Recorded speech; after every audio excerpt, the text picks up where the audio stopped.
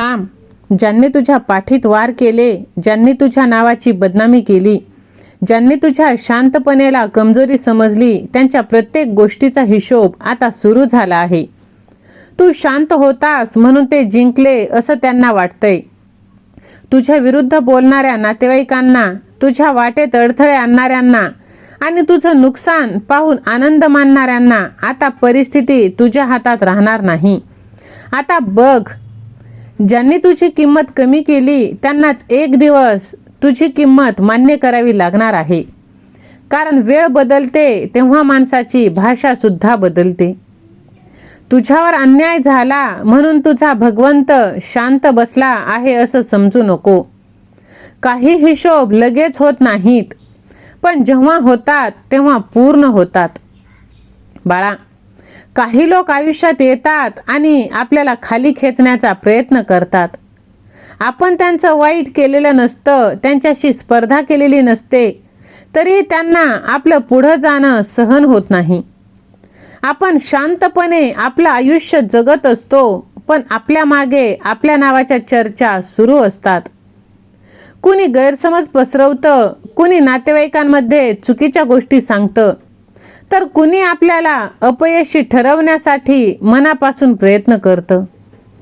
पण लक्षात ठेव, प्रत्येक आवाजाला उत्तर देण्याची गरज नाही. काही उत्तरं ही वेळ देते. होय माझ्या लेकरा, बघ, तुझ्या शत्रूंनी एक मोठी चूक केली. त्यांनी तुझ्या संयमाला कमजोरी समजली.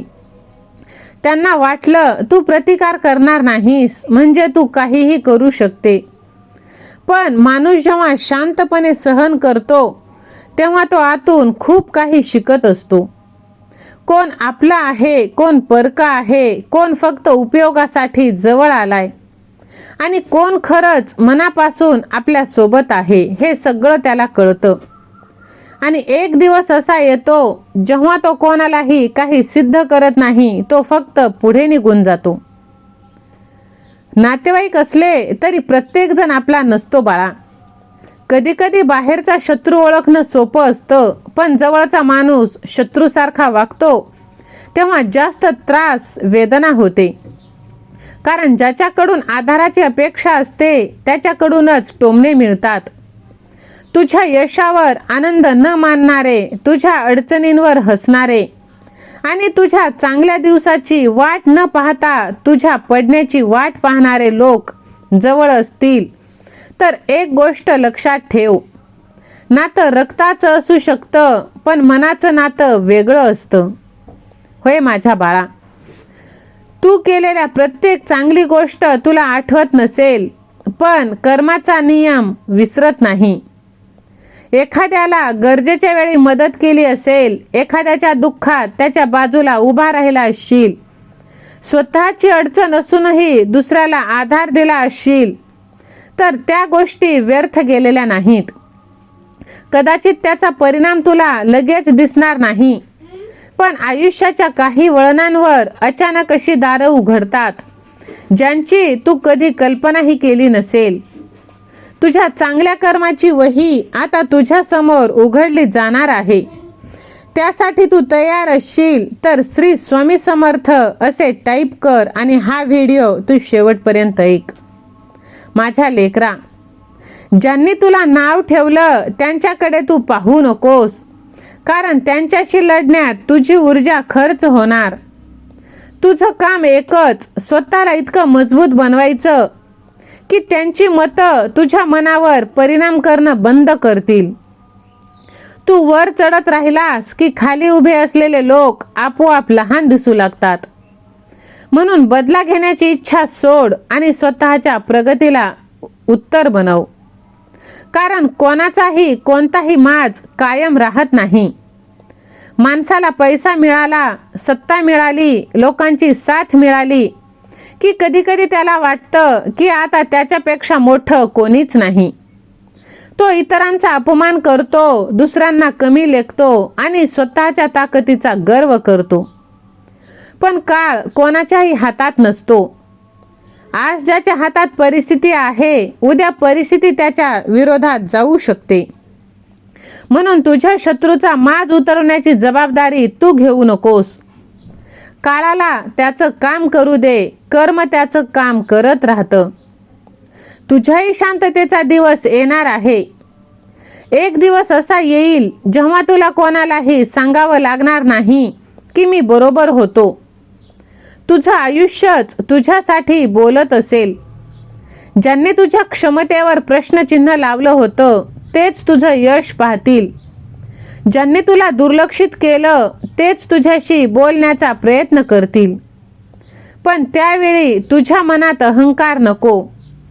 फक्त एवढंच म्हण, भगवंताने माझा हात कधीच सोडला नाही आणि हे भगवंता तुझं आशीर्वाद माझ्या पाठीशी कायम असू दे. विश्वास असेल तर माझा देव माझ्या पाठीशी असे टाईप कर आणि हा व्हिडिओ जास्तीत जास्त जणांना शेअर कर. स्वामींच्या चरणावर विश्वास ठेव. माझ्या बाळा, जर तू स्वामी महाराजांच्या चरणांवर विश्वास ठेवत असशील तर प्रत्येक गोष्टीला लगेच उत्तर मिळालं पाहिजे अशी अपेक्षाही तू ठेवू नकोस. काही वेळा स्वामी आपल्याला परिस्थितीतून बाहेर काढण्यापेक्षा आधी आपल्याला त्या परिस्थितीपेक्षा मोठं बनवतात.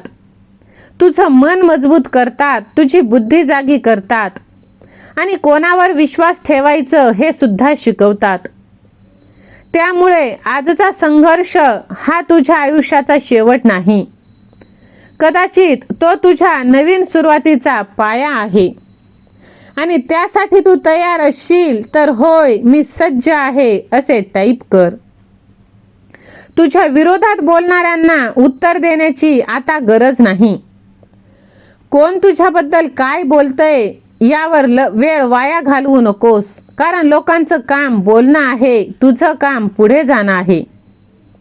आज ते तुझ्या चुका मोजतील, उद्या तुझं यश मोजतील, म्हणून त्यांचं बोलणं थांबवण्याचा प्रयत्न करू नकोस. तुझं काम इतकं मोठं कर की त्यांचं बोलणं तुझ्यापर्यंत पोहोचणारच नाही. काही जखमा शरीरावर नसून मनावर असतात. एखाद्याने केलेला अपमान, विश्वासघात, फसवणूक मनात वर्षानुवर्ष राहते. पण आता त्या आठवणींना तुझी ताकद बनव. त्यांनी माझ्यासोबत असं का केलं हा प्रश्न विचारत बसण्यापेक्षा त्या अनुभवाने मला काय शिकवलं हा प्रश्न स्वतःला विचार. कारण प्रत्येक विश्वासघात तुला माणूस ओळखायला शिकवतो आणि प्रत्येक संघर्ष तुला स्वतःची ओळख करून देतो. आता फोकस शत्रूवर नाही तर स्वतःच्या ध्येयावर कर. वाईट लोकांमुळे तू स्वतः वाईट कधीच होणार नाहीस. विश्वास असेल तर स्वामी सेवा आणि मी असे टाईप कर आणि चॅनलला सबस्क्राईब कर.